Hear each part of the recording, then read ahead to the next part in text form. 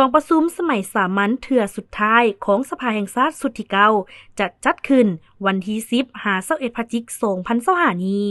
วันที่29 ตุลาคม 2025 นี้คณะประจำสภาแห่งชาติมีมติว่าด้วยการดำเนินกองประชุมสมัยสามัญเทื่อที่10ของสภาแห่งชาติสุดที่9มีรายละเอียดคือ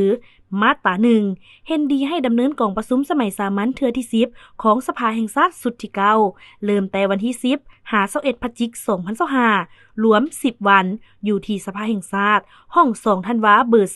202นครหลวงเวียงจันทน์